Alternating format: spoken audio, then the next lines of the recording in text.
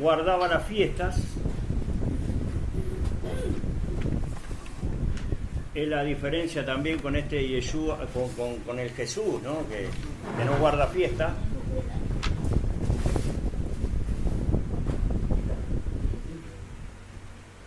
Así que vamos a abrir en el capítulo 10 de Juan. Porque ya que aprovechamos que estamos en este momento de que Yeshua guardaba fiesta, para explicar a este Yeshua diferente del Jesús, del Jesús, Juan, Evangelio de Juan, capítulo 10. Ahí vamos a mirar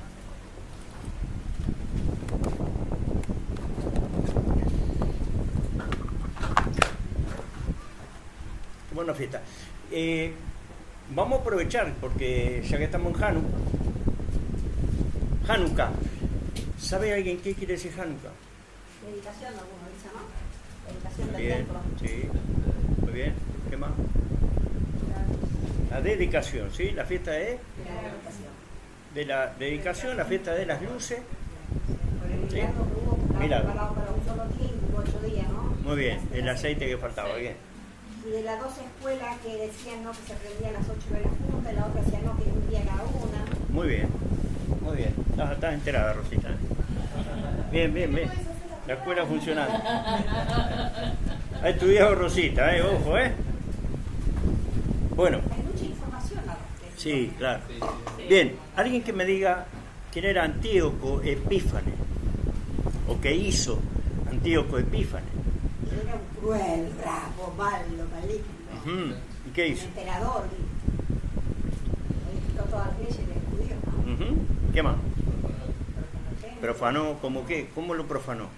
Sacándole las costumbres de los judíos, Eso. haciéndose deporte, que se olvidaran bien. de ir al templo a adorar y que vayan a hacer deporte. Bien, pero ¿cómo lo profana el templo? Sacrificando un cerdo. Sacrifica un cerdo en el altar. Y levanta la estatua del cerdo. ¿Sí? Para que nosotros tengamos una noción de lo que es el templo,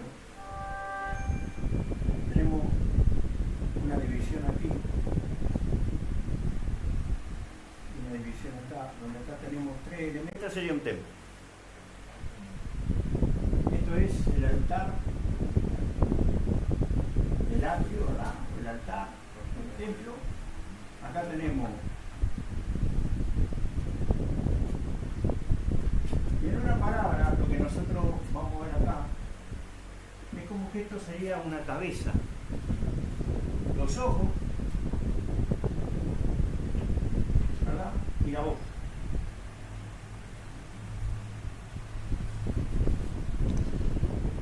La palabra Hanukkah en hebreo, suma 89, 8 más 9, 17. 7 más 1, 8. Por eso son 8 días. ¿Está bien? Ahora, este número 17, si usted ve en la tabla acá, ¿cuál es la 17? La P. ¿Qué quiere decir? La P. La 17. ¿Cuánto suma? 80. P. Boca, hablar, palabra. Una boca. Hablar o palabra, ¿sí?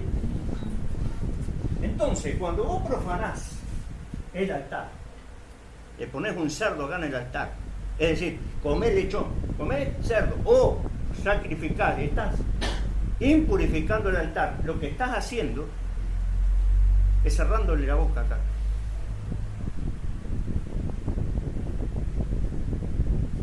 Tapa la boca. Entonces la boca queda eliminada. Si vos tenés la boca eliminada, es decir, no tenés entrada al templo. Antes se sacrificaba y después pasó a ser que Shaharit, Arvit, son las oraciones. Las 3 oraciones que se hacían son los 3 sacrificios que se hacían durante el día en el altar. ¿Qué tal? ¿Cómo estás? ¿Se entiende? Entonces, esto, lo que está pasando es que está eliminando, por eso Antíoco Epífanes las primeras leyes que hace es eliminar la circuncisión.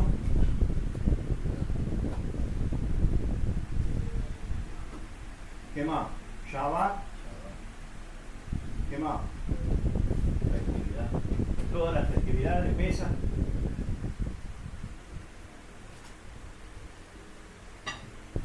Ayuno. Lógicamente. Las ofrendas. Esta es una fiesta, hermano, que nosotros podemos decir es una fiesta de asimilación. ¿Cuál es el fin de Epífanes? Asimilación. Que todo lo que sea judío sea eliminado y entonces la Grecia ocupe el lugar. No solo eso, sino que eliminar la luz de Israel. Por eso, hoy tenemos un problema entre las raíces y los evangélicos y todo, que es que la discusión permanece de que si se guarda o no se guarda esto. ¿Se guarda o no se guarda? Claro, ¿cuál es la razón que tienen algunos? Dicen, no es una fiesta que está en la Torá. Claro, es que la Torá ya había sido escrita muchísimo tiempo antes. Y esta es una fiesta nueva, que no pasó en la Torá. No pasó en el tiempo de Moisés. Pasó 200 años del Mesías, de la venida de Yeshua. No puede estar escrita en la Torá, ya fue escrita la Torá. Es una fiesta nueva. Es algo que es parte de una cosa nueva. Ahora, ¿tiene importancia o no tiene importancia? ¿Puede ser eliminado el pueblo de Israel o no? Toda la historia de Hanukkah la tenés en la Biblia católica, primera y segunda de Macabeo. ¿Por qué no se incluyó esos libros en el...? Bueno, evidentemente Grecia no es que fue eliminado completamente. Y ahora vamos a ver algo. Hablamos de Antíoco, Epífanes. Yo me estoy yendo del tema porque estamos hablando de que Yeshua guardó las fiestas. Y si Yeshua no hubiera ido a esta fiesta, entonces quizá tendrían alguna oportunidad los muchachos que no quieren guardarla. Pero ahora vamos a hablar en qué pasó. Antíoco Epífano se le decía el loco. No solamente el loco, sino... Bueno, esto lo voy a dejar para después. Vamos a leer el texto. Capítulo 10. El tema es que los macabeos lucharon, le ganan, y lo que tienen que hacer es volver a purificar el templo, a dedicar el templo, porque el templo ha sido impurificado, ha sido profanado, matando un cerdo aquí, matando a los sacerdotes y todo aquel que se levantara en contra de esto, haciendo otra vez que estas cosas funcionaran. Entonces hay que dedicar el templo. Lo que se hace, entonces, una de las cosas que falta para dedicar el templo era el aceite para prender la menorá, que no podía haber cesado nunca de estar prendida. ¿Se entiende eso? Para que eso ocurra, hay una medida de aceite que tiene que dar para todos los días, es decir, los 8 días. Se hacía una prensada de aceite para que durara todo el año. Entonces, había una porción de aceite que solamente daría para un día. Porque demora el preparar ese aceite para que se completara, pero entonces el milagro es que justamente eso, que era una porción por un día, duró los 8 días hasta que después todo el aceite estuviera hecho para que se continuara la menorá prendida. Por eso, hoy no se usa una menorá, porque la menorá tampoco se usa para Hanukkah, sino que es una Hanukkah, lo que se llama, son ¿verdad? En realidad a la menorá, ¿verdad? Que tiene, son 7, ¿verdad? Sí. Se le suma una más. Esto es Hanukkah. Esto, que se llama acá el Shamash, Shamash es el servidor, el esclavo, el que va a servir para encender todo lo demás. ¿Sí? El Shamash. Entonces, con esta se prenden todas las demás. Nota podría ser apagado. Y Shamash, el siervo, el esclavo, es, por eso Yeshua decía, yo soy el siervo, el esclavo, el Shamash. Y con eso se enciende todo. Por eso es la luz, él es la luz. ¿Sí? Para explicar otra cosa referido a esto, que ahora lo vamos a ver en Juan. Nosotros tenemos una gematría. Ustedes saben que las interpretaciones de la Torá, una de las más, y para nosotros poder entender todas estas cosas, tenemos que ir a la gematría también. Es una herramienta de interpretación. Y nosotros tenemos, y se los voy a dar en este Mashiach, Nahash,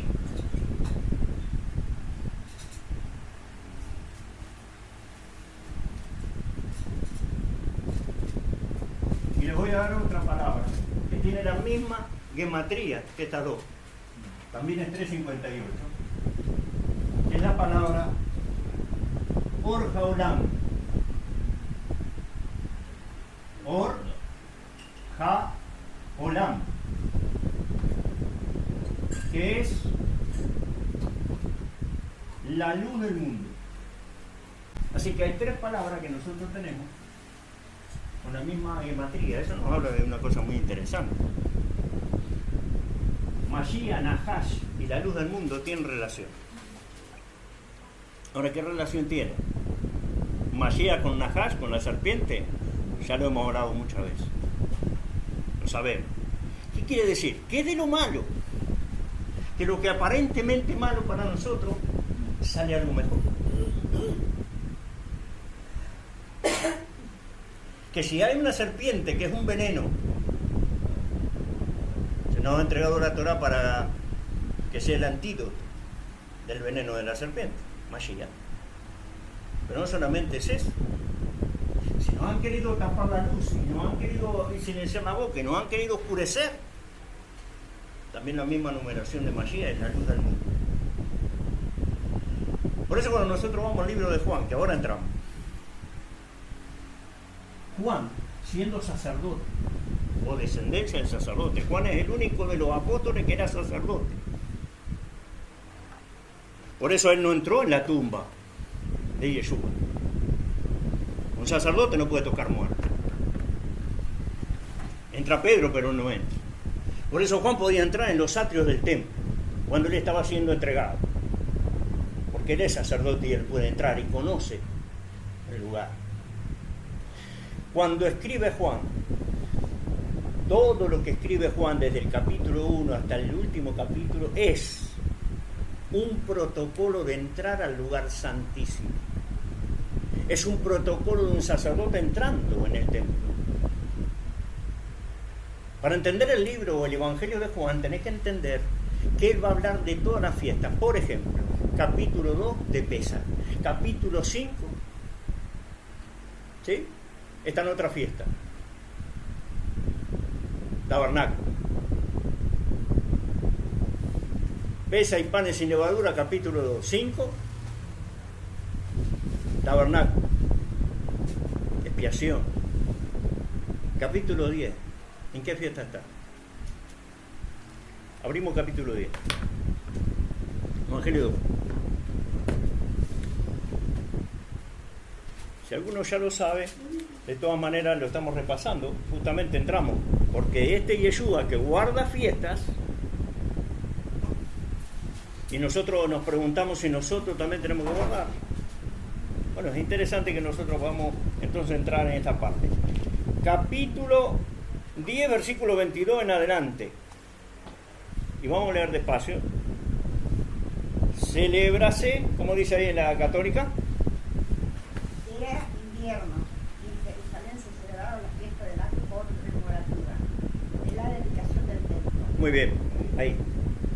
celebras en Jerusalén la fiesta de la dedicación y el invierno. Hermano, nosotros estamos en invierno ahora. Acá no es invierno, ¿no? Pero donde estaba Yeshua, en este momento, hoy, es invierno. En Jerusalén es invierno. Cae nieve a veces en Jerusalén. Más, en Estados Unidos hoy es invierno. Bueno, entonces, nosotros calculamos con lo de nosotros. Si vas a leer la Biblia así, te vas a equivocar. Estás en otro lado.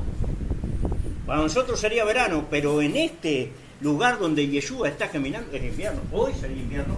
Y un día como hoy, la dedicación del templo es en invierno, aunque nosotros estemos en verano. Entonces, acá estamos en invierno. Se da justamente la misma fecha. ¿Y qué estaba haciendo Yeshua ahí? En la fiesta de la dedicación. Si no guarda fiesta. ¿Qué está haciendo? ¿Y qué dice que hacía? A ver, ¿qué hacía? Se paseaba.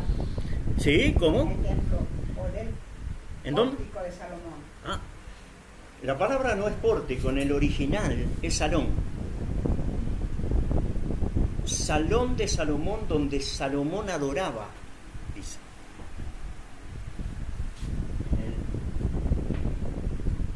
En el griego, hermano, la palabra no es pórtico.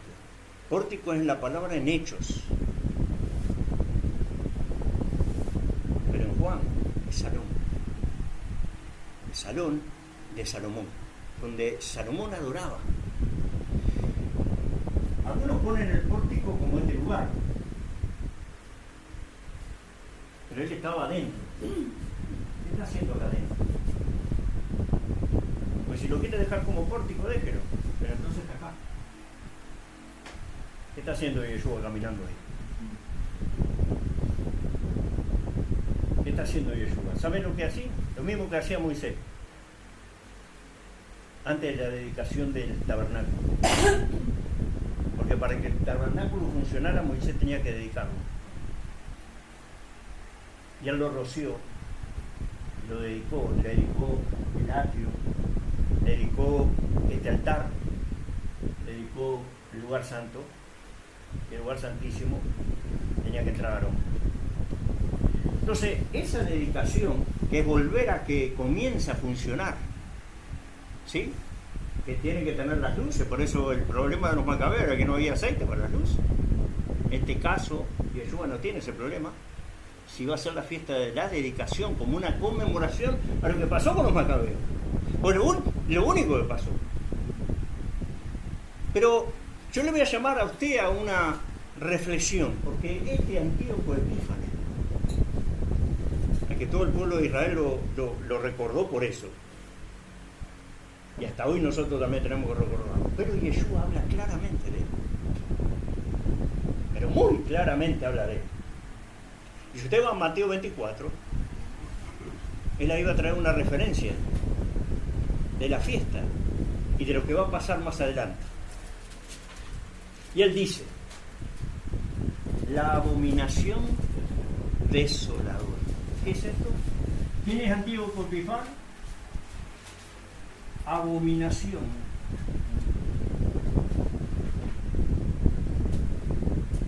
desoladora.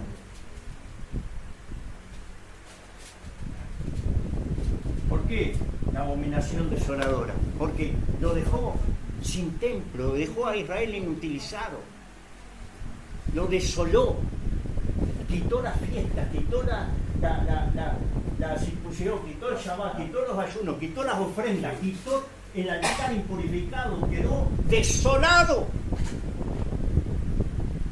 Y esa abominación desoladora. Ahora ver qué dice Yeshua de eso. ¿Qué dice Yeshua? Porque ojo, la abominación desoladora estaba profetizada, ¿sabe usted? En el libro de Daniel. Escuchen, el libro de Daniel. Nos va a plantear, porque Yeshua va a tocar el libro de Daniel. Yeshua va a hablar del libro de Daniel, pero en el tiempo de ahora, donde él estaba.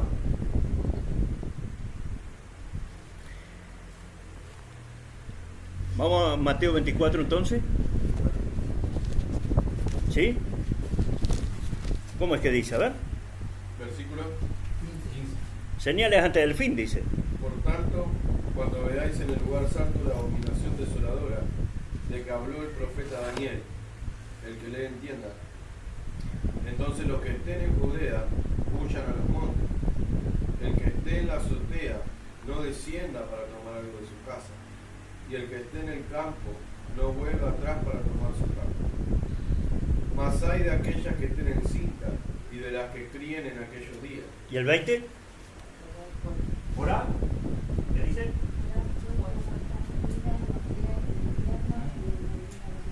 Ah, qué interesante. Que la salida no sea. Esa salida no puede ser en invierno, dice. En esta fecha. ¿Ni qué? Ni de reposo, ¿por qué no? ¿Eh? Porque el día de reposo, ¿por qué no? Por dos cosas, mire. En el día de reposo usted no puede levantar nada, usted no puede trabajar, usted no puede salir, usted en reposo. Imagínese una huida en día de reposo. Segundo, no puede caminar más de 10 cuadras el día de reposo. ¿Sabe lo que es un día de camino de día de reposo? ¿Escuchó alguna vez eso en la escritura? Camino de un día de reposo. ¿Qué quiere decir? Camino de un día de reposo. ¿Qué quiere decir? ¿Lo escuchó eso o no? Le mostramos el pasaje. Camino de un día de reposo. Decimos un pasaje de eso. Camino de un día de reposo, hermano, son 10 cuadras. Solo eso podés caminar en Shabbat. 10 cuadras. Por eso los judíos tienen en la ciudad de en Once o en cualquier lado, en Avellaneda, donde vaya, un periodo. Acá está la sinagoga. Bueno, ellos están distribuidos no más de 10 cuadras. Dámelo. Lucas 2:44. Lucas 2:44, anote. Y pensando que estaba entre la compañía, anduvieron camino de un día de reposo y lo buscaron entre los parientes y los conocidos. Cuando un hermano cristiano le pregunte, usted le hace la pregunta. Jonás también. ¿Por qué es importante entender el hebreo? ¿Por qué es importante el contexto? Usted dígale, explícame entonces. ¿Qué quiere decir? Camino de un día de reposo. Tenés Lucas 2:44, tenés Jonás 3:4 y dice: y comenzó Jonás a entrar por la ciudad, camino de un día de reposo, y predicando diciendo: aquí 40 días, niños y visitades. Camino de un día de reposo, explíqueme qué es. ¿Usted me dice así? Al pastor le dígale. Al pastor, pregúntele. Pastor, ¿qué es un día, camino de un día de reposo? Si no me lo responde, pastor, si no me lo responde, usted me va a escuchar desde ahora 8 horas seguidas, porque yo le voy a hablar. Pero si usted me lo responde, yo no digo más nada. Pero si usted no responde eso, usted me va a escuchar a mí. Porque usted no sabe. ¿Estamos? Sencillo. Es una estrategia para bajarlo un poquito. Esas montañas que se levantan. No baja un poquito, vamos a nivel. Que ponen ese texto. Claro. Y los que dicen que no, porque era frío, está congelado.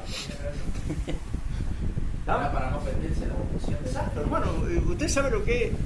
Es decir, porque si vamos a ir en Shabbat, es profanar el Shabbat. Pero profanarlo a medias, porque lógicamente que por la vida, nosotros estamos permitidos. Que primero es cuidar tu vida. La vida va primero a cualquier mandamiento. ¿Se entiende eso? Entonces, son normas, pero que las tenemos que entender. Pero él dice, orad para que eso no ocurra en ese tiempo, ni en ese día. Pero lo importante que nosotros queremos hoy tratar es esta parte. La abominación desoladora, que él dice que estaba hablando del libro de Daniel. El que le entienda eso. Bien. Vamos entonces a ver qué decía Daniel 11:31. Pero escuche, lo voy a poner en un contexto, porque si no, a veces nos perdemos en estas cosas. ¿Sabe lo que pasó en el capítulo 9 de Daniel? Pues antes. Por eso Daniel después termina hablando de la abominación desoladora. Pero él ha estado 21 días orando, ayunando. ¿Sí? Y viene un ángel y le dice, escuchame Daniel, tranquilo. Porque en el momento que comenzaste a disponer tu corazón para orar y ayunar, la respuesta salió del cielo y venía acá. Pero se me interpuso el ángel de quién? ¿Dónde estaba él? No. El ángel de Persia. Se me interpuso el ángel de Persia y tuve que pelear y lo vencí, me demoré 21 días. Acá está la respuesta. Pero escucha, me voy rápido porque tengo que irme ahora, porque ahora tengo que pelear con otro. ¿Quién era? El ángel de Grecia. Ahora viene Grecia. Pasó Babilonia, pasa Persia, pero viene Grecia. Le está anunciando el ángel lo que viene. La batalla que va a venir contra Israel ahora es Grecia. Y lo pasamos por alto. Llega el capítulo 9 de Daniel. Y usted va a ver que el ángel le dice eso. Voy ahora a pelear contra Grecia.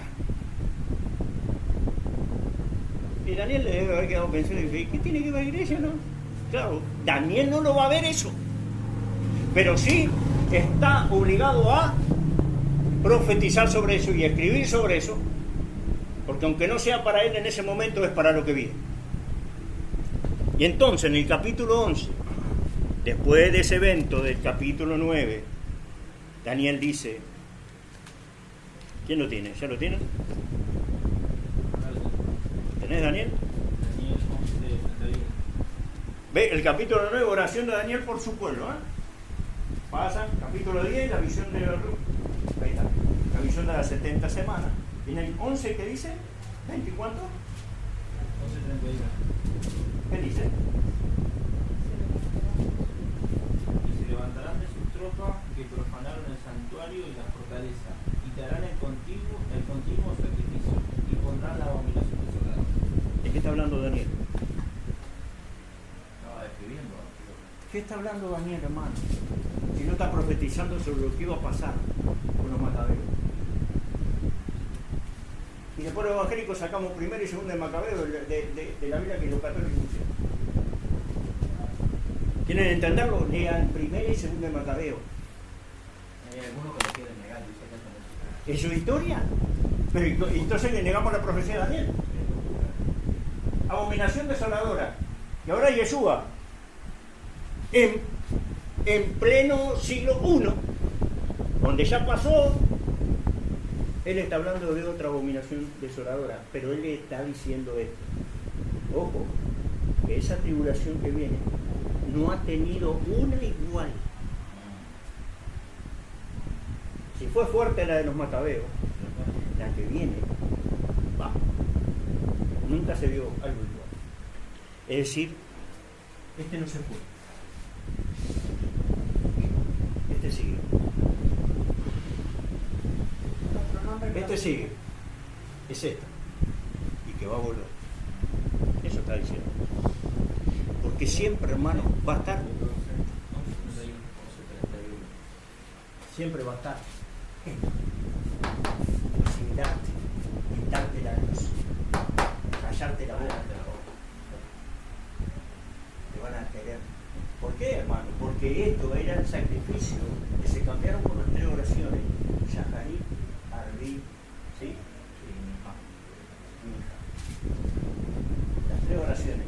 Claro, nos llenamos del púlpito. 3 veces oraba el profeta Elías, 3 veces oraba Daniel, y 3 veces oraba David, y 3 veces danzaban, y 3 veces, sí, 3 veces. ¿Cuánto vamos a orar nosotros? 3 veces. Pero nos taparon la boca a nosotros. 3 veces eran los sacrificios, empezaban a las 9, por eso Yeshua muere a las 15. Y la última a las 18. La hora de sacrificio, la hora de Yaharí, la oración de la mañana de Abraham, la oración de las 3 de la tarde, la hora del juicio de Isaac, cuando el cuchillo estaba así, y la oración de Jacob a la noche, cuando la escalera se va. Si usted no tiene 3 oraciones, se taparon la boca, se está asimilando. los resultados no van a ser igual.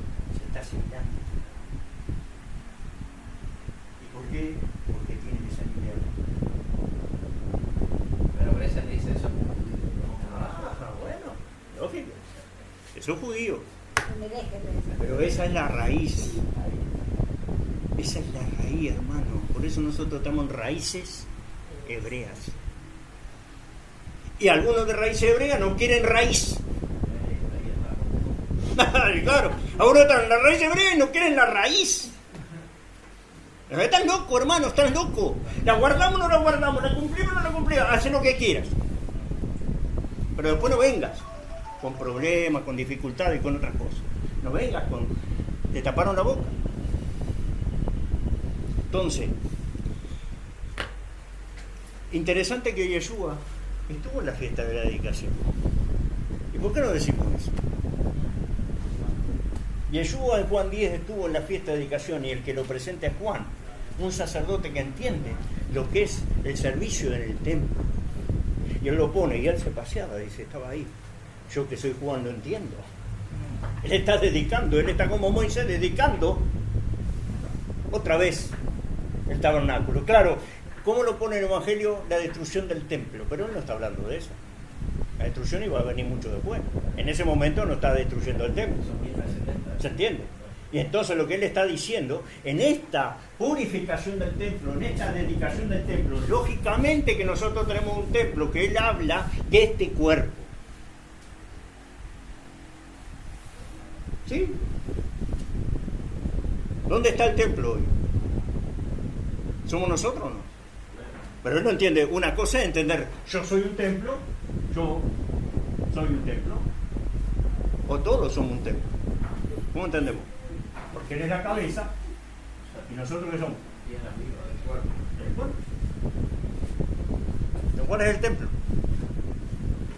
Yo por un lado, pero somos todos, ¿no? Pablo lo enseña diciendo somos parte de un mismo cuerpo, miembros de un mismo cuerpo, entonces es un templo. Casa, como dijiste, piedras vivas, edificado. ¿Sí o no? Que esas piedras vivas tienen que ver con el pasaje de Salomón, donde dice Salomón que no se podía usar ni martillo ni herramientas para edificarlas, para romper las piedras, ya tenían que traer preparadas las piedras. Entonces, ya en el campo preparar las piedras para traer entonces edificar un templo. Estas piedras que vienen acá no podés golpear acá. Entonces viene piedra con piedra ya golpeada. Si no entra, si no cabe, se tiene que sacar para acá. Acá no traigas problemas. Acá no traigas problemas. Los problemas son afuera. Por eso los demonios se echan afuera, los enfermos se curan afuera. Cuando entras acá venís a adorar. A adorar, a edificar, a bendecir. No podés venir al templo a traer qué. Si te faltan todavía cosas para arreglar y todavía tenés... acá afuera, papá. Seguí martillando acá, seguí trabajando acá. Acá herramientas no. Acá ya es una con otra, pegadito ahí, para edificar, seguir, avanzar. Esto es así. El templo tiene que ver con esto. Entonces, Or Jaolán, luz del mundo. Capítulo 8 de Juan. ¿Qué dice? ¿Quién es la luz del mundo? Por eso Juan te va a cerrar. En el capítulo 2, ¿de qué te habla? De Nahash. Del Mashiach que tiene que ser levantado como una serpiente. Nahash, serpiente. No le puse. Serpiente. Luz del mundo.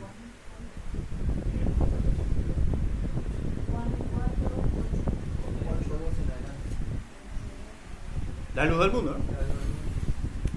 ¿Qué dice? Algo, léeme ahí. A ver. Para reflejar la memoria nada más. Otra vez Yeshua habló diciendo: Yo soy la luz del mundo. El que me sigue no andará en tinieblas, sino que verá la luz de la vida. Ahí está.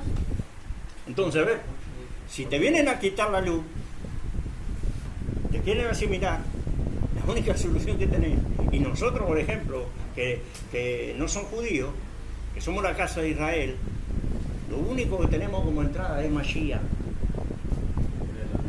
que es la luz del mundo.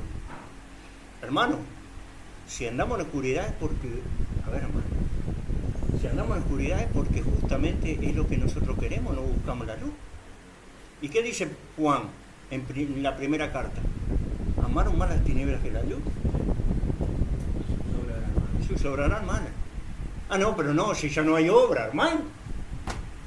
Espera un poco. ¿Qué me está hablando ahora? Que sí, claro, es que si tus obras son malas, porque si no tenés buenas obras, tenés malas obras, y si son malas obras es que amaste malas tinieblas de la luz. Entonces, no nos podemos disfrazar de otra cosa, hermano. Y el tema es que el otro Jesús que se ha enseñado. Claro. No te va a llevar. No sé. No te va a iluminar. El Jesús no te lleva a Hanukkah, el Jesús no te lleva a Pesa, el Jesús no te lleva a Tabernáculo, no te lleva a ninguna fiesta.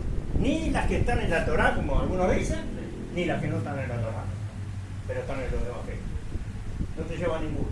Te lleva el domingo y no te lleva a Shabbat. Te lleva la Navidad, eso sí, te lleva a Halloween. Jesús es Halloween, qué lindo.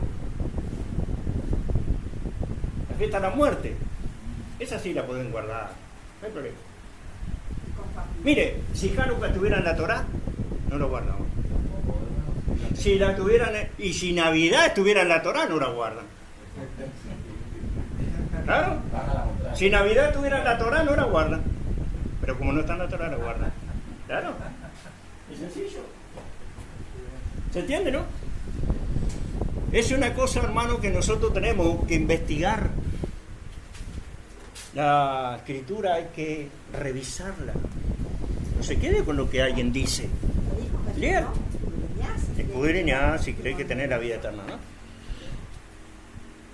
Y los de Berea eran elogiados por Pablo porque revisaban todas las palabras que él decía. Eran honorables. No te comas cualquier sapo. Hoy reviso y si está, está, si no está, no está. Y explícame. Bueno, vamos a entrar en un tema. Porque otra de las cosas que hace que esto ocurra es que nosotros tenemos una mala imagen de lo que es un fariseo. ¿Ya está esto? Sí. ¿Qué es un fariseo? ¿Me lo mojaba un poquito? Ahí habíamos mojado, mirar el ¿Dónde?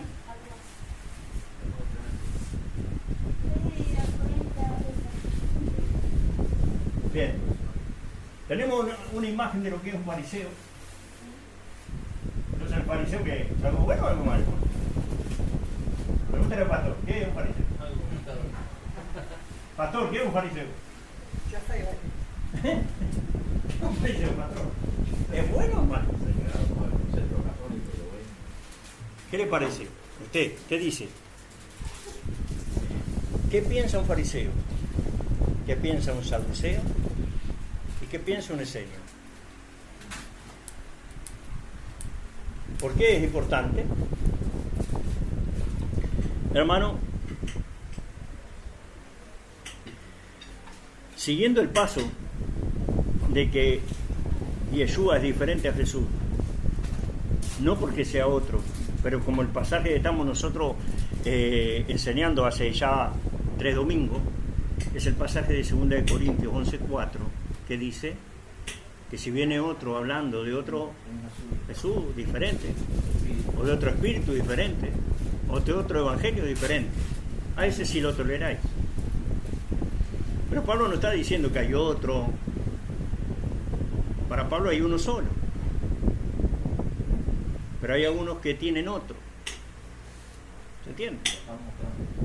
O están mostrando otro, claro. Es como ahora. Nosotros creemos en Yeshua, que nos lleva a guardar cosas y a mandamientos, pero hay otro, con un hermano que hablemos, le dice, no, ese no es. Pero no es el mío, no es el tuyo. ¿Entiendes, no? ¿Cómo es? Dios, mi Dios. No es que hay otro, pero sí parece que si hubiera otro. No, Pablo está diciendo eso. Entonces pasa que, ¿se acuerdan que hablamos lo que era un rabán, un rabí? ¿Y por qué esos títulos? Porque alguno puede decir, che, pero el rabán, ¿verdad que lo hablamos esto? Rabí y el nombre. Cuando no hay nombre, se usan estos títulos. Esto es para lo que no alcanza. ¿Cómo le decimos? A Gilel se le decía Rabán, ¿qué más? Anasí. el viejo, también se le decía Bien. el viejo, ¿sí? A Gilel. O a Shammai se le decía el Rabán. Entonces eran títulos que se le ponían para decir, no es solamente un rabí, es un rabán, es un maestro. Es nuestro rabí, es nuestro maestro. Por eso Yeshua le dice a Nicodemo, ¿acaso tú no eres el maestro de Israel? Era un rabán. Yeshua mismo lo reconoce como el rabán de Israel. Maestro de todos los maestros. Es decir, el rabán es maestro de todos los rabí. A Yeshua, ¿cómo le dijeron? Rabí. No era rabán. El rabán es el que es maestro de todos. Pero rabí es maestro de una escuela. Pero cuando el título pasa, es decir, no se necesita título, alcanza solo con el nombre, cuando se le dice el nombre solamente, es porque es mucho mayor que Rabán y Rabí. Ese nombre es otra cosa. Por eso Yeshua, cuando se le presenta a Pablo, capítulo 9 de Hechos, no le dice, yo soy el Rabí, yo soy el Rabán, no, yo soy Yeshua. Y automáticamente cayeron todos. Ese nombre de barata. Por eso nosotros no echamos demonio en el nombre de un rabín o de un rabán, le echamos en el nombre de Yeshua. Se nos entregó un nombre que es sobre todo nombre. ¿Me escucha? Por eso la importancia de los nombres en hebreo. Este no es cualquier nombre. Y esto es muy profundo, hermano, no vamos a poder darlo todo completo hoy, pero es una punta que podemos tirar porque esto es muy importante.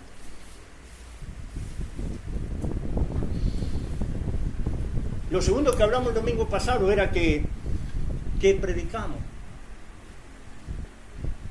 Predicamos la iglesia, predicamos una denominación, predicamos un montón de cosas, pero hemos dejado de predicar lo que se predicaba. Dijimos que había que predicar una persona a Israel.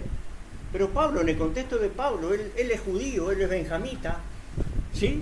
Él es un rabino y él tiene que predicar a judíos en una sinagoga. ¿Cómo le predicamos a los judíos? Bueno, él predicaba que Yeshua era el Mesías. Ese que ellos están esperando, mira, ya vino, tranquilo. Pero él no predicaba eso. Montefiore, alguien muy importante de la historia, no lo vamos a hablar hoy, dijo que el núcleo de la Besorá, para él, eran 3 dichos de Yeshua. Primer dicho, en Marcos 10:45, ¿qué dice? Porque el Hijo del Hombre no vino para ser servido, sino para servir y para dar su vida en rescate por muchos.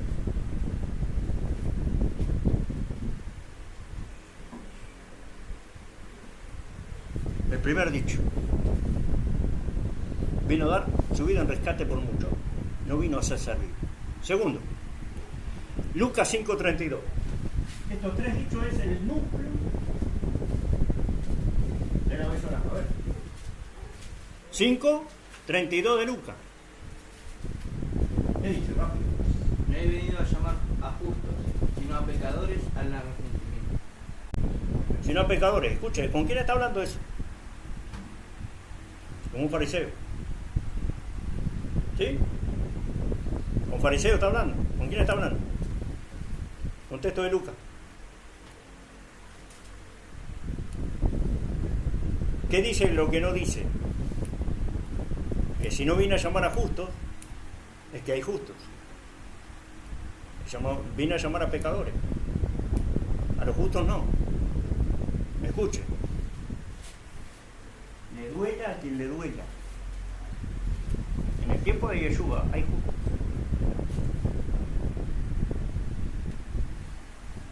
Pero a estos no los vino a llamar. ¿Quiénes son los justos? Los que estaban ahí. Pero no vine por ellos. Yo vine por las ovejas perdidas de la casa de Israel. Yo vine por otros, que son esos los que están en pecado. Pues se fueron y no tienen Torah. A esos son los injustos que se tienen que arrepentir. Lo mismo dice el otro pasaje, los sanos No tiene necesidad de- por los enfermos.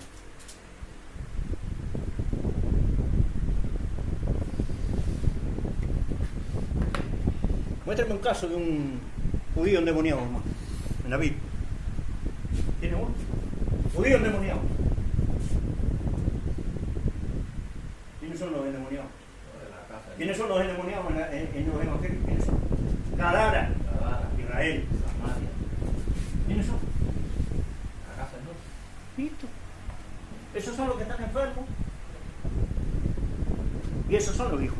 Y era lo que estaba en la práctica idolátrica, claro. Por eso Yeshua le habla a la samaritana, le dice, ustedes adoran lo que no conocen, lo que no saben, cualquier cosa, un palo vestido lo adoran igual.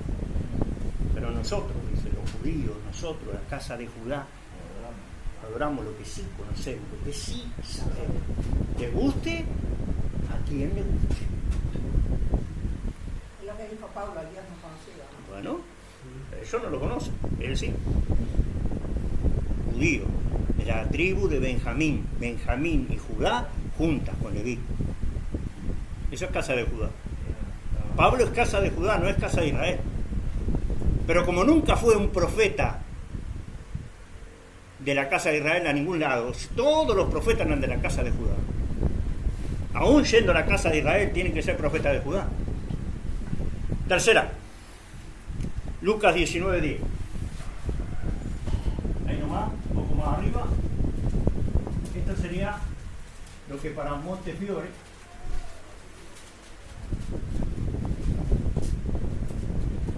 ¿qué dice? 19:10.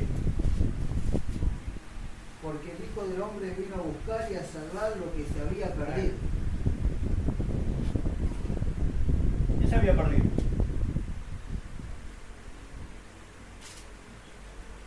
Como con Mateo 15. Mateo 15, 24, ¿Sí? ¿Está? Las ovejas perdidas. Las ovejas perdidas de la casa de Israel. La casa de Israel.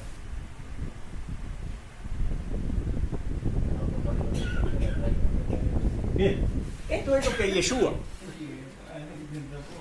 Ahora Pablo predicaba a Yeshua. Hermano, predicaba a Yeshua. ¿A qué predicaba Pablo?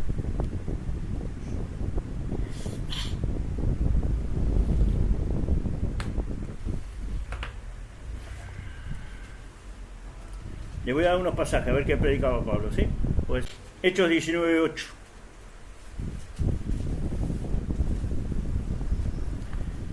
¿Saben que hay un dicho entre los judíos? Y a veces uno tiene que estar de acuerdo con ciertas cosas. Dice que la Torah, hermano, es solo para los que comieron el maná en el desierto. Ustedes saben que Israel sale de Egipto, empieza a caminar en el desierto y ahí le empiezan a dar maná. Aunque todavía no habían llegado a recibir la Torah. ¿Sí o no?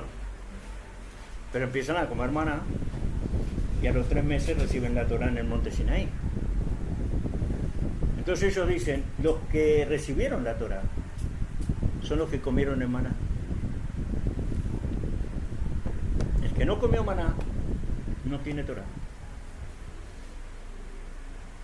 Bueno, yo hice la pregunta. Pero entonces nosotros, que no tuvimos en el desierto ese día, en ese tiempo, no comimos ese maná, ¿qué pasa? ¿Cómo es que aceptamos la Torah? ¿Cómo es que sí para algunos de nosotros tenemos Torah? Y tendría que ser para todos en general la Torah.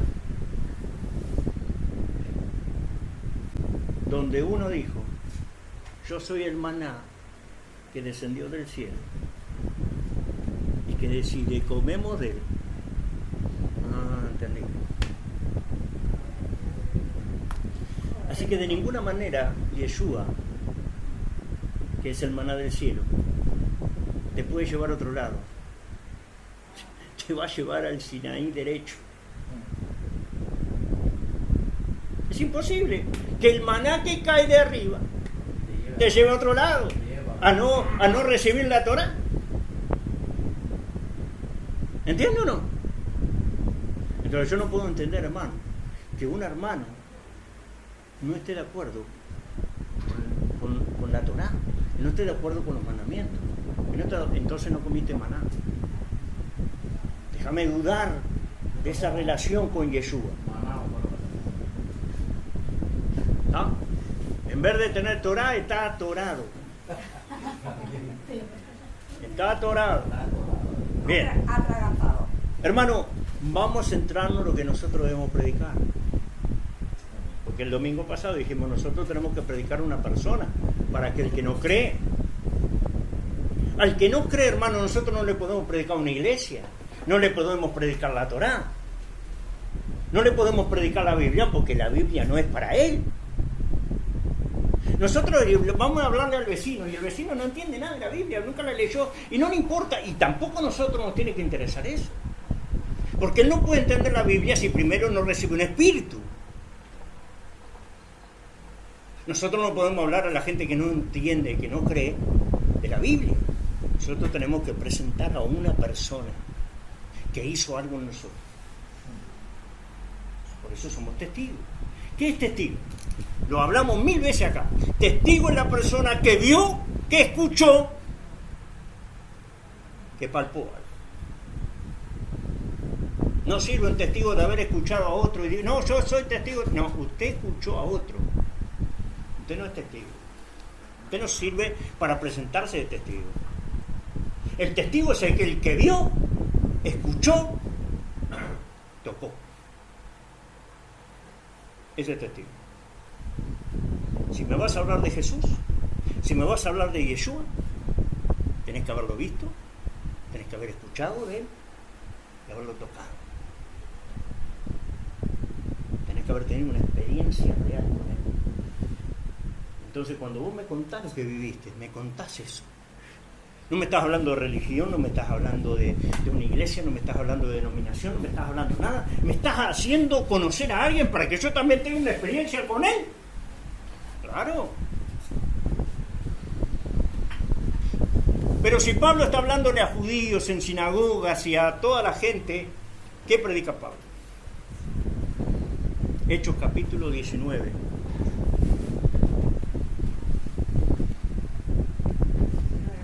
Ocho. ¿Qué dice? Fuerte. Y entrando Pablo en la sinagoga, habló con desnudo, por espacio de 3 meses, discutiendo y persuadiendo acerca del reino de Dios. ¿Qué predicaba? ¿Qué predicaba? El reino de Dios. Decirle al que tenía agarrado, predicar el reino de Dios. El reino de Dios y su justicia se acercan. ¿Qué predicaba? ¿Qué predicas vos? ¿Qué es el reino para hoy? Ahora vamos a ver. 20:25 del mismo hecho.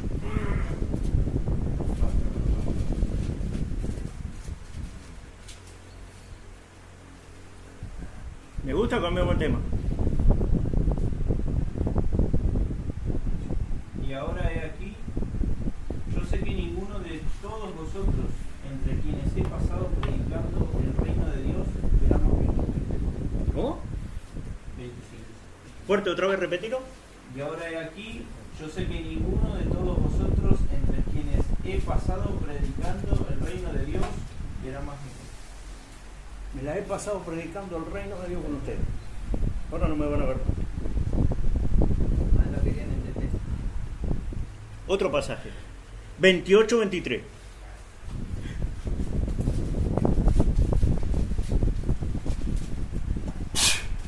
Salud. Gracias. Pero no se para.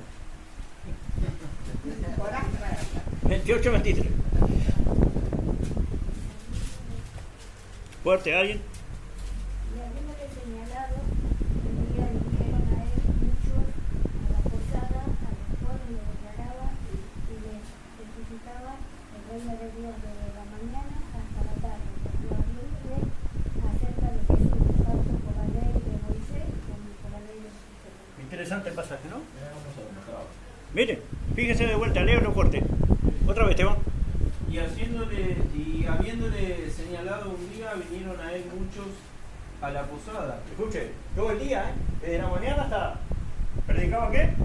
a los cuales les declaraba y les testificaba el reino de Dios desde la mañana hasta la tarde, persuadiéndoles acerca de Yeshua, tanto por la ley de Moisés como por los profetas. ¿Cómo? Era botón, se lo mostraba. Bueno, escuche, lo hablamos el domingo pasado. Usted me va a tener que preparar un mensaje hablándome de Yeshua, pero sin citar un solo pasaje del Nuevo Testamento. Solo con Torah y profeta. No debe venir el próximo. Entonces vamos a poder decir, como dicen algunos cristianos, nosotros somos discípulos de Pablo. Si soy discípulo de Pablo, ¿Qué hablaba Pablo? haceme esto. 28 de Hechos, ¿cuánto?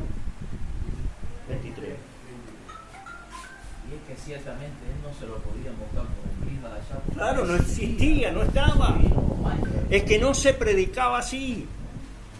Y nosotros queremos que la tenemos toda sabiéndolo. Hermano, no sabemos nada. ¿Qué dijo el profeta Zacarías? ¿Sabe? No sé. No sabemos nada. Hoy no cuesta decir que no sabemos. El profeta cuando vio la visión que tiene que ver con de la menorá y entiende lo que no sé, Sí, entiende. la segunda vez y los dos estaban, ¿entiendes? Ah, cuando los candelabros. Sí, Zacarías 4. ayer hablamos sobre eso. Y hoy no cuesta decir, no sé. Claro. No sé sobre Y eso. ojo, que esos son los testigos. Exacto. Son los dos testigos. ¿Ven ahí? Que son dos candelabros, son dos casas, ¿no? Ah. Ojo. Y habla también de día, Eso es. no, de día, Pero no bueno, sé, ¿cómo programa. entendemos eso? Es que él no lo podía entender porque el que trajo la revelación mucho más adelante fue Pablo. Lo escoge a Pablo para poder sacar el misterio que estaba desde la antigüedad. Como lo dice, oculto de generación. Los profetas profetizaron pero no entendían lo que decían. Eso es lo maravilloso de la Escritura, eso es lo maravilloso de Dios. Pero el que trajo el entendimiento, hermano, es alguien que hablaba a los que entienden ¿qué? La Torá. Lo que hablo, le hablo a los que entienden la Torá. Los que entienden la ley, dice. Romanos 7.1. Por eso fue preparado e instruido a los pies de Gamaliel. Ahora vamos a ir ahí. Si nos da el tiempo, entramos ahí en Gamaliel. Es tremendo Gamaliel. Y cuando usted vea lo que enseña Gamaliel, que es el nieto de Gilel, y lo que después Pablo va a decir, eso nos va a abrir la cabeza. Bien, escuche. Entonces persuadía con Yeshua desde la Torá y profeta. ¿Por qué de Yeshua? Porque él tiene que explicar estas cosas, mire.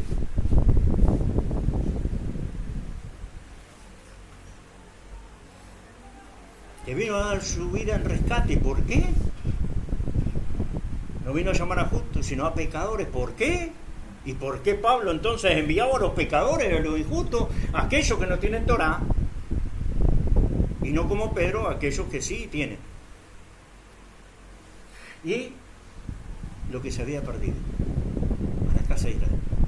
Él entonces está entendiendo muy bien estos 3 puntos para poder persuadirlos a ellos, de acuerdo a lo que estaba profetizado y dicho desde la Torá y los profetas. Y ahora darle un entendimiento al misterio. Por eso ya les dijimos que el Nuevo Testamento, hermanos, es la ley oral o la explicación de lo que la Torá y los profetas dicen sobre Yeshua. El oral. Y ahora entonces, dicho esto, hermano, vemos que los fariseos, los saduceos y los esenios tienen 3 pensamientos diferentes. ¿Puedo borrar acá o no? Un segundo. Bueno. Se está mezclando un poco acá. Voy a borrar una hash y eso ya está. Esta parte está. Ahora sí. Sí. Borrarlo todo. Es bueno para seguir acá. Permiso, voy a- Vamos a poner fariseo, saduceo y esenios.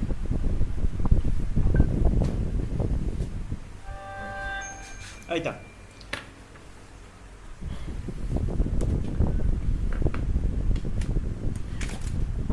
Ustedes saben que lo que se enseña tanto en el ámbito hebreo como en raíces o como en Israel o como le quiera llamar, en el Evangelio mismo, en algunas cosas usted puede ser un fariseo, otros son saduceos y al final no sabe ni quién son. Pero en cuanto al libre albedrío, algunos decían que sí existe el libre albedrío, otros decían que en parte hay libre albedrío y otras son determinación ya, o ¿cómo es que destinación? Que ya había sido predestinado. Entonces, algunos entienden esto. Los fariseos entendían que sí hay predestinación en algunas cosas, pero que en otras nosotros tenemos que hacernos cargo de cosas. Los fariseos decían sí, predestinación en algunas cosas, y otras no. Nosotros tenemos que hacer algo. Los esenios, por lo contrario, decían que todo es predestinado. Cuando pueda me da un matecito puede ser, un matecito, un café. ¿Un café? Sí, cualquier. Esenios, todo es predestinado. Todo tiene un destino determinado. Todo va a pasar lo que tiene que pasar. Eso decían los esenios.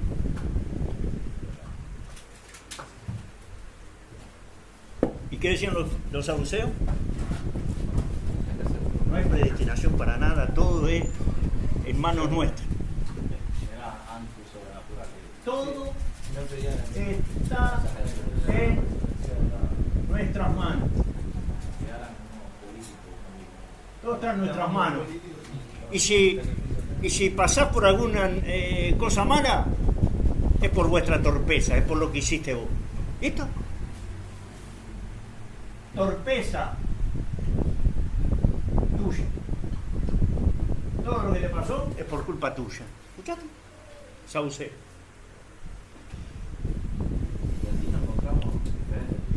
Bueno, exacto. Entonces ahora, cuando hablas con un cristiano, o hablas con cada uno de nosotros,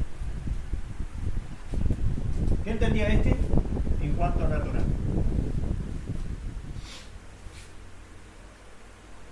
Torá escrita,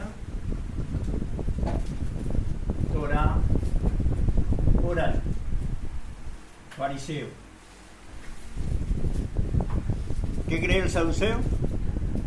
Torá solo escrita.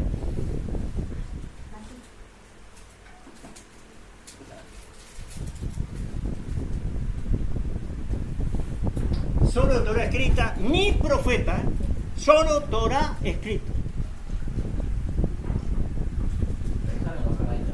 ¿Estamos? Ahí está, saduceo. Así que, hermano, ¿sabe por qué hay una bronca bárbara con los fariseos en el cristianismo? ¿Sabe por qué?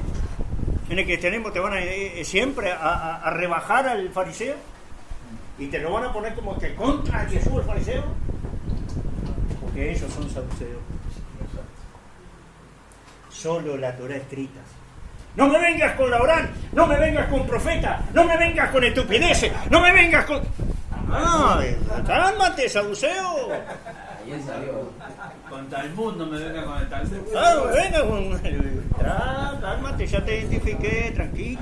Ahí se levantó. Ya te identifiqué, tranquilo. Claro, ya sé quién sos, ¿está bien? No usurpador del principio. Sos de Jeroboam. Usurpador. del sacerdocio.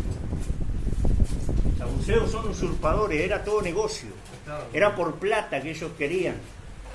Poder político. Y lo que Pablo hace en un determinado momento, hermano, él va a pedir cartas. Las cartas se las tiene que pedir al saduceo, que son los que están en el templo. Porque Pablo tenía interés. Pablo es fariseo. Por eso en una disputa en cuanto a la resurrección, él sabiendo que había saduceos que no creían en la resurrección, él empieza a hablar de resurrección para acomodarse con los fariseos. En defensa. Yo me identifico con nuestros maestros fariseos, no con los saduceos. Y él hace una defensa ahí, hablando de resurrección, para identificar y ponerlos en contra, saduceo y fariseo. Inteligente Pablo. Así que cuando te hablan en contra del fariseo, que ni siquiera saben, porque hay 7 tipos de fariseos. Abrimos alguna enseñanza allá, pero bueno, aquellos que la quieran después se la podemos... Aún no entienden ni el término, porque se quedan con el... Hay 7 tipos de fariseos, hermano, bien explícito, y eso está en el Talmud, lo dicen los mismos judíos. Mira, diferentes tipos de fariseos que había. Y los que venían a hablar con Yeshua, resulta que no eran los fariseos malos. El fariseo está en contra de la muerte, está en contra de matar a alguien. Creen en lo sobrenatural, la resurrección. Para decir algo más,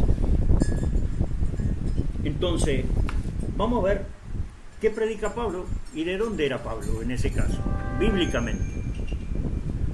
La doctrina de la predestinación, que una persona sea predeterminada a la salvación o otra persona a la condenación, es un buen ejemplo del desprender totalmente las mentalidades del Nuevo Testamento de su contexto original. Hechos 2:23.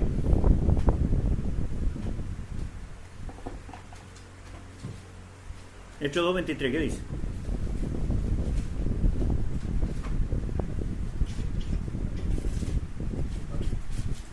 Pablo tiene mucho diseño y estuvo con los diseños. Este hombre fue arrestado de acuerdo con el plan predeterminado y conocido de antemano por Adonai y por medio de acciones de personas que no se sujetaron a la Torá. Ustedes le clavaron al madero y le mataron. Entonces, predeterminado, pero también él se da cuenta que hubieron gente que no crucificó por no tener Torah. Si tuvieran Torah, no lo hubieran hecho. Fariseo es. ¿Sí? ¿Qué dice Romanos 8:29? Pablo también. Los predestinó para que fuesen hechos conforme a la imagen del Hijo. ¿Sí? En Efesios 1, 4 y 5 dice algo similar. Nos escogió en Él antes de la fundación del mundo para que fuésemos santos y sin mancha. Y nos predestinó para ser hijos suyos. Primera de Timoteo 2:4. Ahora Dios quiere que todos los hombres sean salvos y vengan al conocimiento de la verdad. ¿Cómo? ¿Procediendo a qué? A este. Entonces hay una mezcla entre predestinar y hacer algo. Arrepentirse. No quiere Dios que se mueran. No está predestinado. Arrepiéntase y salva. Vuélvase. ¿Se entiende esa parte o no? Entonces está siendo un fariseo hablando. Con parte de diseño, claro, sí, el diseño cree en todo esto, pero él no cree que tenga que hacer algo. El diseño es ya, está todo hecho por Dios. Sin embargo, el saduceo, nada de eso. El saduceo, no, yo me las arreglo. ¿Ah? Yo pacto con Dios y Dios tiene que hacer. Cada determino yo, no él. Yo declaro y se cumple, porque él tiene que hacerlo. Porque yo lo digo, ¿se entiende o no? Está en mis manos la cosa.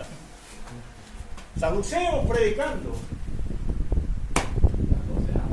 Pero eso es una novedad para ellos, que ya ellos no son ni fariseos.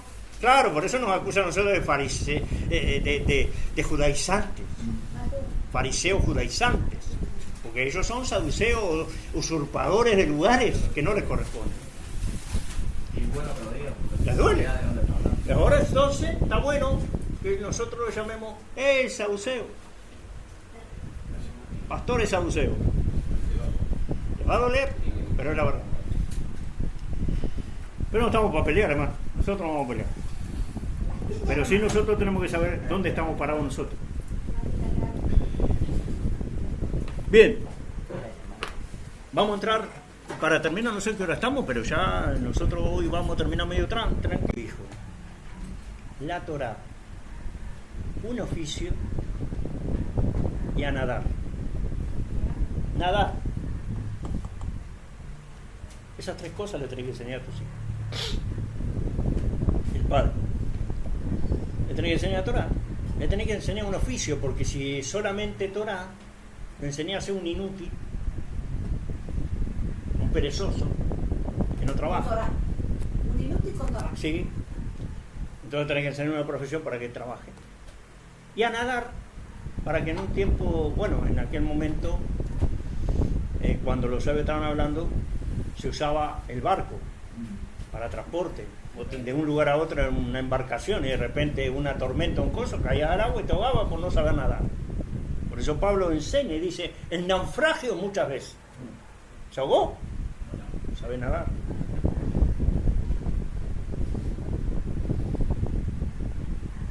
Tenés que enseñar a nadar.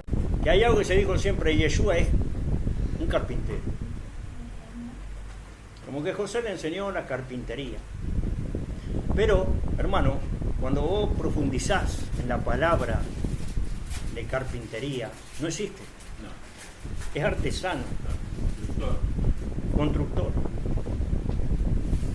Carpintero no era. José trabajaba en la madera, lo que sí se podía hacer de repente algo de artesanía. Por eso lo que más sería un alfarero, quizá. Porque como dice Jeremías, en las manos del alfarero, pues sí, alfarero sí, pero no vas a encontrar un relato de carpintería. Pero pongámosle que no hay problema con eso, que tuviera un oficio, que sea. Pero el Talmud nos abre una ventana, hermano. Quiero que me lo vengas a mostrar acá. Tengo escrito acá.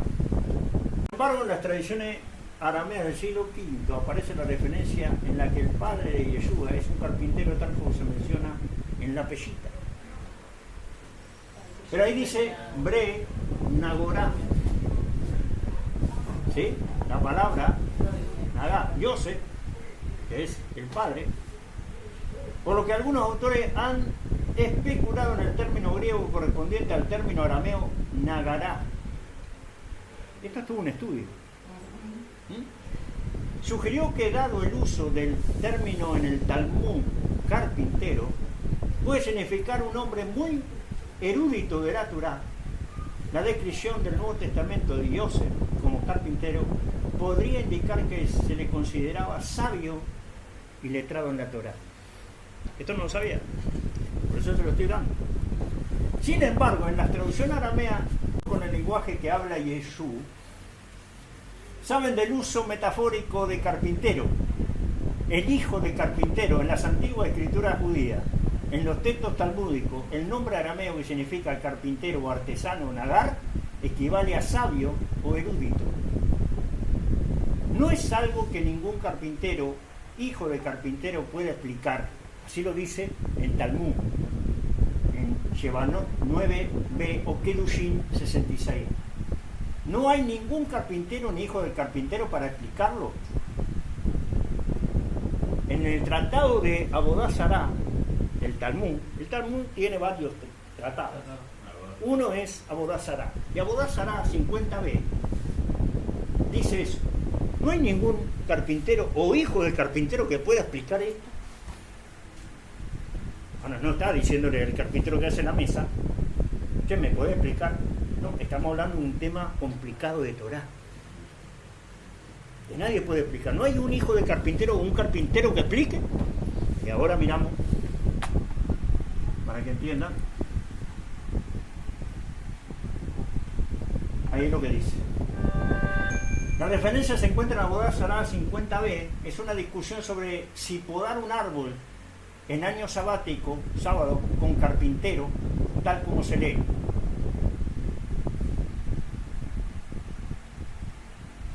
Rabá Jermeya vino a nuestro local y cuando vino trajo consigo la siguiente baraíta. En el caso de un gentil que trajo piedras de una pila dedicada a Mercurio y pavimentos, senderos y teatros con ella, ¿están permitidos? Ya que los gentiles anularon su estatus de prohibido. En el caso de un judío que trajo piedras de una pila así. Esa es la pregunta que está trayendo, ¿no? Dedicada a Mercurio y calles y caminos pavimentados con ella están prohibidas. Y no hay un carpintero, Nagar, ni un hijo del carpintero que pueda resolver esto.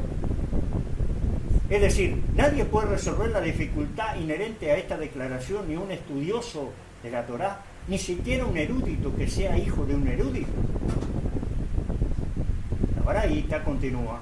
Ambos aquí en el caso del año sabático y allí. Entonces, cuando había algo difícil de arreglar, difícil de entender, no era cualquiera, tenía que ser un erudito importante, tenía que ser un carpintero o hijo de carpintero, es decir, tenía que ser alguien que era muy erudito o el hijo de un erudito. Entonces es muy posible, claro, la palabra nagar, lo que aparece en el Nuevo aparte. Entonces, ¿qué quiere decir? Que Yosef o José, el padre de Yeshua, ¿era un carpintero o era un erudito? Y ahora, ¿quién la relaciona, hermano? Porque si Dios tiene un hijo en el cual tiene que cumplir una misión conociendo toda la Torá, guardando todas las cosas, tiene que entender todo, porque le van a venir a preguntar todo, ¿a dónde se lo mandaron?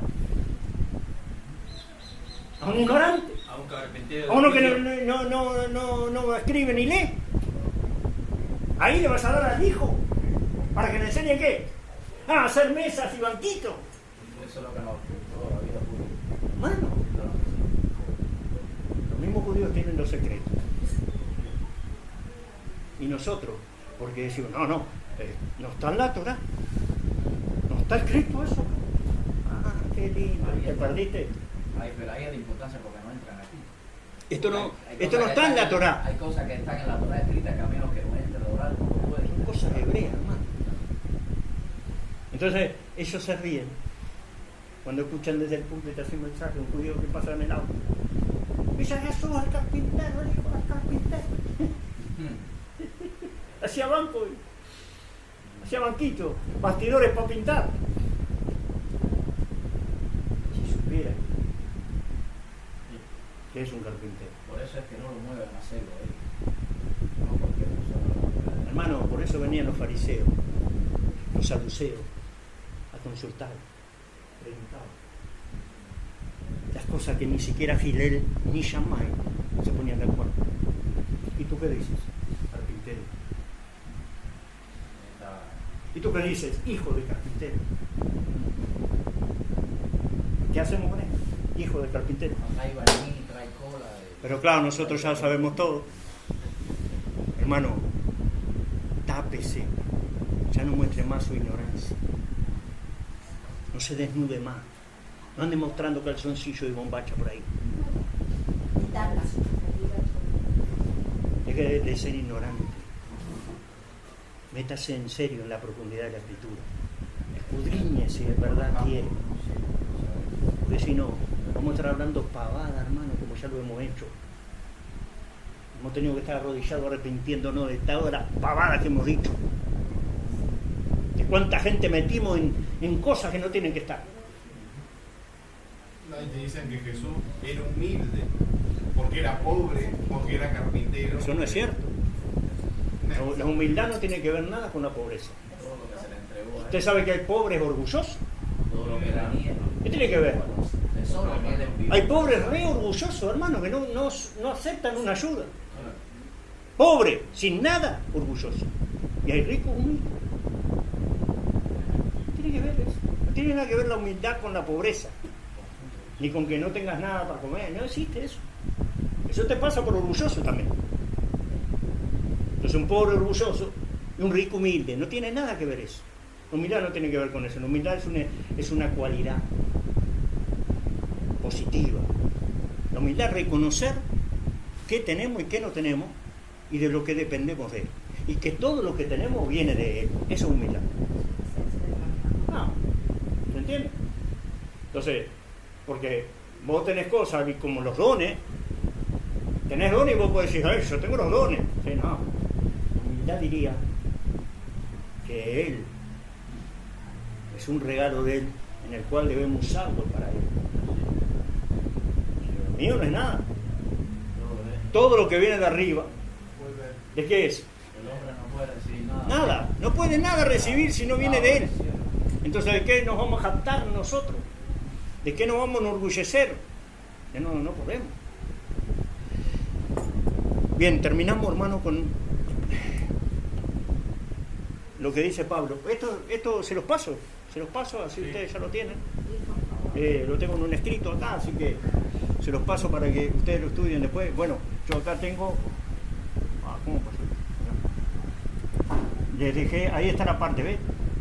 50b de Abodá Zará. Y ahí está lo que viene diciendo todo. Ahí tienen todo el escrito, yo le bajé de Sefaría.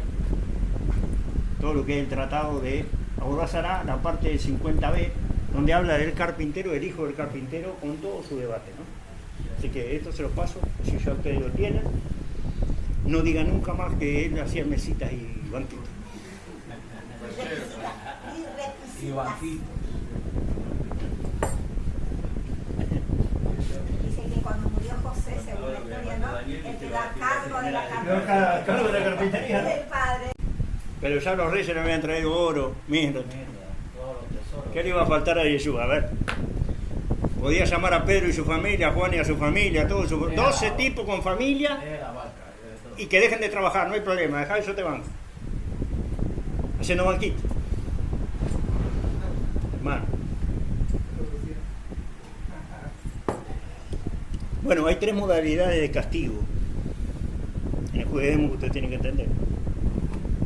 Porque esto es lo que Pablo va a enseñar. Y el contexto de Pablo es muy importante que usted entienda esto. 3 modalidades de castigo. Y esto también se lo puedo pasar. Pero bueno, no quiero perder el tiempo porque ya tenemos... Por lo menos para que vaya... Nef Sifa. ¿Quién es el que llama ahora? Esto quiere decir reprensión. Estamos ofreciendo un plan.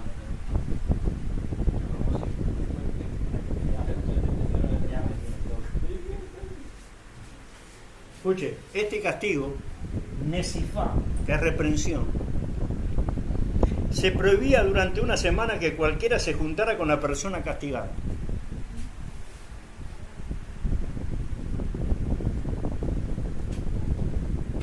Una semana. No te puedes juntar, no le puedes hablar. La segunda. Nidui. Exclusión.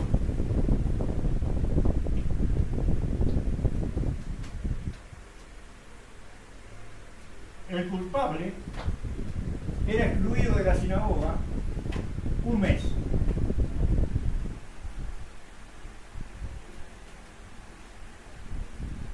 Un mes. ¿Sí? Tercero. Eremi.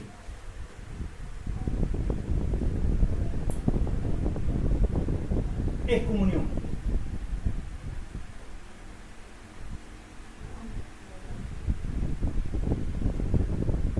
La persona finalmente era expulsada de la comunidad.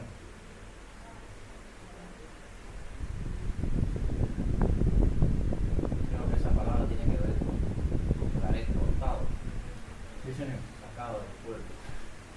Es comunión. Ya no hay comunión con él. Ya no pertenece más a Israel. Ya no pertenece más al pueblo. Esa es la excomunión. Esa es Erem. ¿Sí? Y ahora vamos a ver lo importante eso en el contexto de entender a Pablo. Como dicen, que eran las asambleas. Y esto es importante también, antes de explicar esta parte, quiero decirles que para que sea una asamblea, una congregación, tiene que tener mínimo 10 hombres.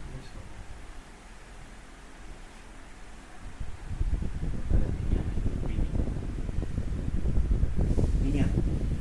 Esto sale del Hebreo, cuando Abraham está orando por los justos en Sodoma y Gomorra. Y si no hay 10 hombres, no hay más nadie. Si hubieran 50 justos, si hubieran 40, si hubieran 30, si hubieran 20, si hubieran... ¿No hay 10? No hay 10. Ya no se puede hablar más. 10 justos salvan una ciudad. Si no hay 10 justos, es como la barca de Noé. Entran los 8, pero no se puede salvar a más nadie. 10 justos,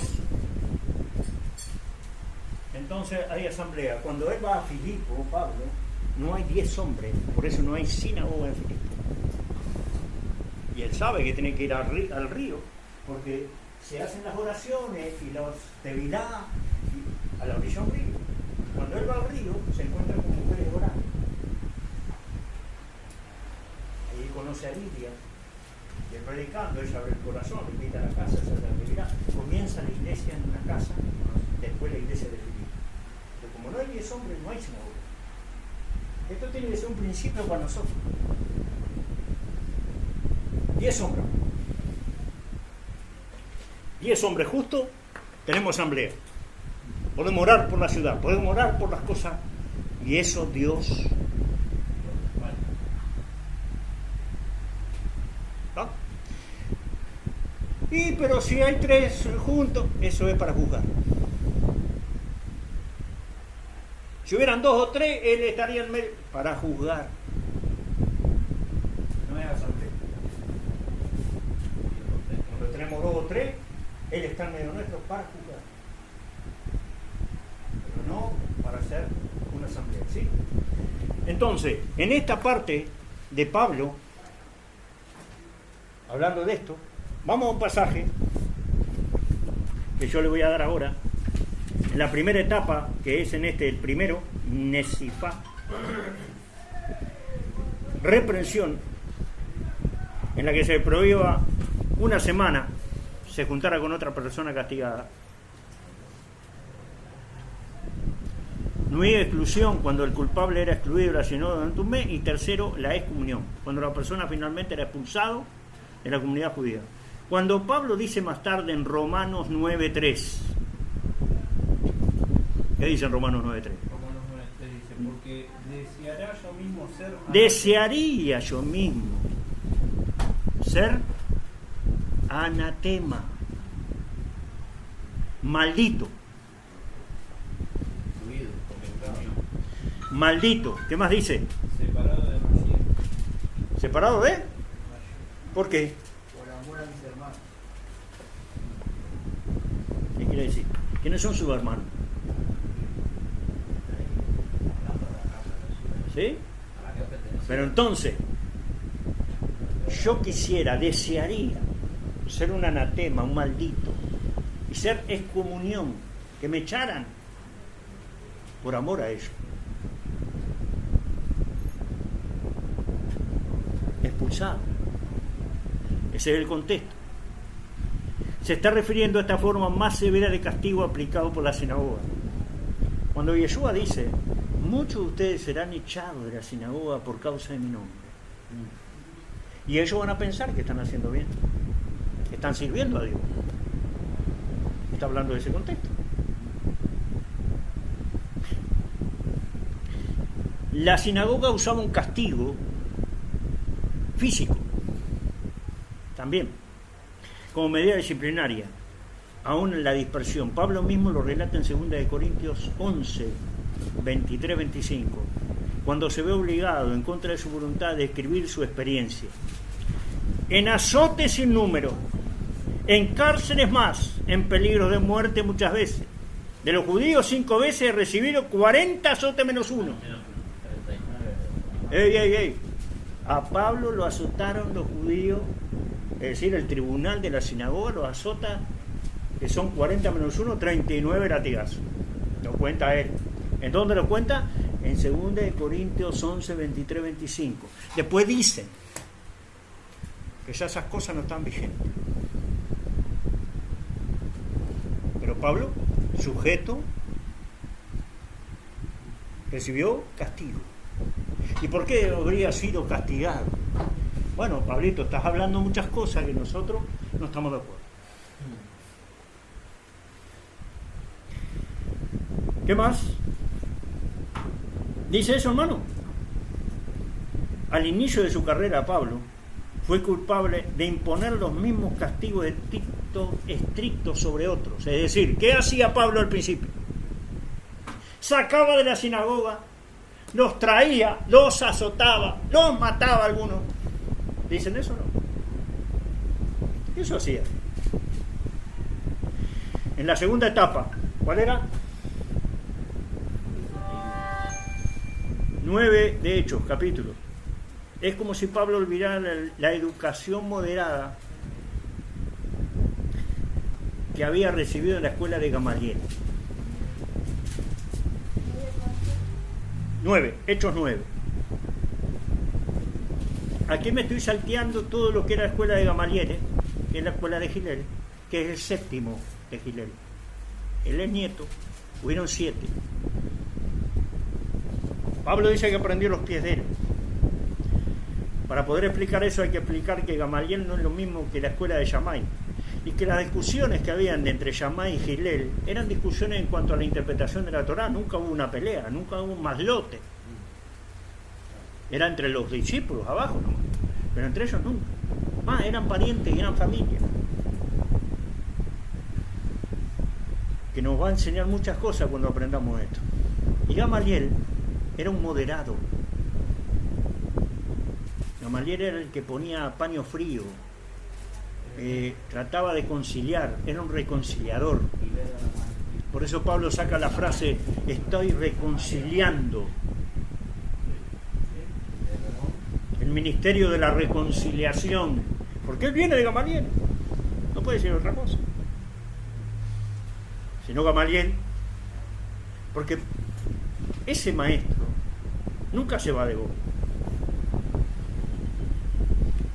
Si vos aprendiste ahí, vos no podés irte de eso. Ahora, él dice, lo tengo por basura todo. ¿Qué tiene por basura? Ahora, Pablo, explica eso. Yo soy Gamaliel, explica eso. Pero no vamos a entrar en eso. Quiero terminar con esto así, y eso después lo tocamos en otro, ¿sabes? Pero tenemos que entrar ahí, hermano. Gamaliel, en Gilel, en todo eso. Porque si no, no vamos a entender las cartas de Pablo. Entonces estamos acá. Y dicen en 9 de Hechos que Pablo respiraba amenaza de muerte contra los discípulos del Señor. Esta elección de palabra fuerte habla de una persona que estaba trastornado y en un círculo de odio. ¿Se entiende? Ojo, en esto él no está siendo de la escuela de Gamaliel. Gamaliel no es eso. Él tuvo que haber pedido cartas, como le dije.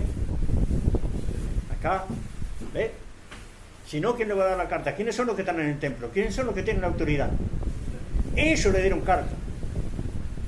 Él se fue de los fariseos y viene a los saduceos a pedir carta y a hacer lo que Gamaliel nunca enseñó.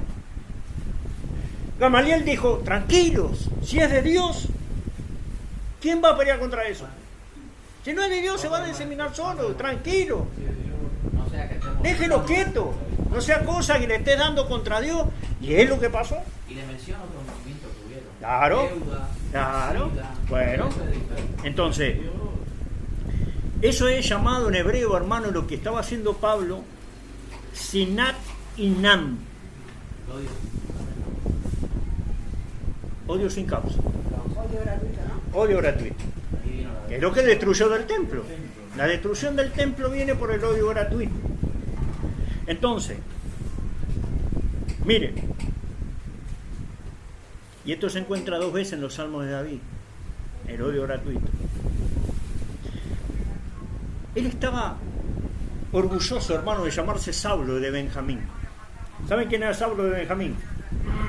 Saulo y de Benjamín quiere decir, él se llamaba como el rey Saúl.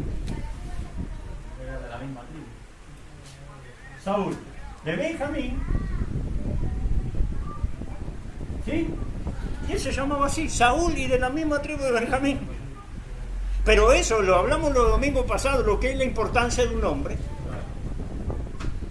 Pues si te ponen el nombre de tu abuelo y tu abuelo es un sinvergüenza, vos vas a tener que luchar con la sinvergüenza del abuelo. Y acá, ¿qué hizo el rey Saúl, hermano? ¿A quién persiguió? A David.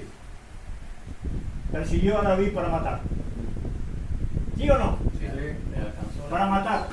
¿Quién es este? Mashiach. De ahí sale. ¿Sí o no? ¿A quién persigue Pablo? El mismo Yo, David. ¿Qué pasa? ¿No vas a hacer el ticún? Y Yeshua se le dice, ¿por qué ¿Y no vas a hacer la reparación, Pablo? ¿En serio? Ey. Esteban, señor. No, para. ¿Está bien, Esteban? Tranquilo. Déjame que esto me ocupo yo. Parado así el señor, viéndolo Esteban. Y dice, tranquilo, yo me ocupo. Ven para aquí tú. Vení vos, yo me ocupo. Pero a ese, de la copa? al rey Saúl, se le pone enfrente. ¿A quién tú persigues? Le voy a aparecer. ¿A quién tú persigues? Ahí Masías está hablando. ¿A quién tú persigues? ¿Y tú quién eres? No soy Rabán, ni soy Rabí. Soy Lo deja ciego, lo tira. hermano, se desbarató todo. Vas a hacer la reparación, el ticún. Dura cosa es dar cosas contra el aguijón. Te voy a enseñar lo que es sufrir por mi nombre. ¿Te gusta el llamado? Ese es tu llamado. Cátedra. No me vengas con prosperidad, ni con historias raras, ni con... No. ¿Vas a reparar o vas a reparar? ¿Estás de acuerdo con esto? Te llamaste Saúl. ¿Por qué ahora es Pablo? Pequeño. El más pequeño, porque él sabe Por eso él se llama. que hizo un Hirun Hashem antes de haberlo conocido a él.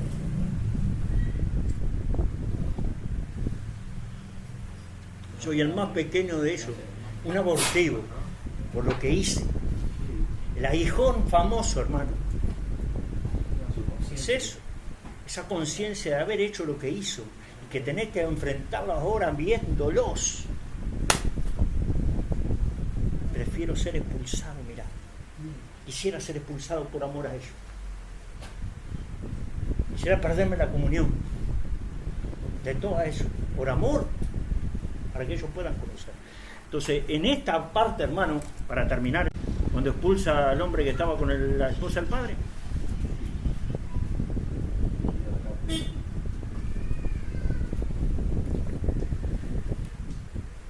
hay un secreto también en Damasco, que no lo vamos a hablar ahora, pero se lo dejo pendiente. ¿Para qué? Bueno, existen 3 referencias que señalan el hecho de que durante el ministerio público de Yeshua se habían tomado algunas especies de decisiones de expulsar a la sinagoga a los seguidores de Yeshua. Se dice que muchos de los líderes habían creído en Yeshua, pero a causa de los fariseos no lo confesaban para no ser expulsados de la sinagoga. ¿Llevas norma con ella? Sí. Dale. Jesús ya había dicho que cualquiera que matara a uno de ellos pensara que rinde servicio a Dios. Eso está en Juan 9:22, 12:42 y 16:2.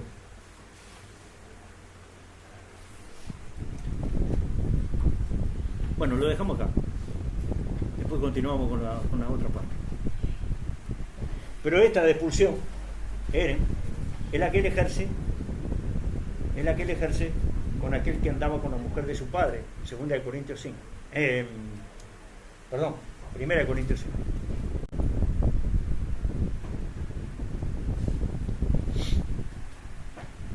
Lo entrega a Satanás, dice. Porque Pablo era amigo de Satanás. Con el cual ni cómo, ¿no? Se puso de acuerdo.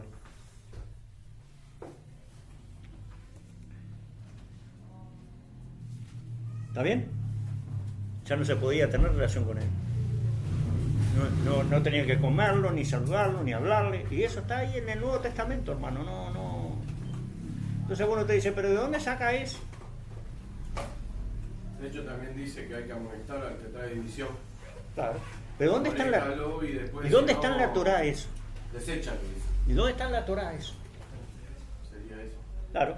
Deséchalo. La tercera. Después de amonestarlo, amonestar es que un mes estuviste afuera. Lo reprende. Lo primero lo reprendió una semana.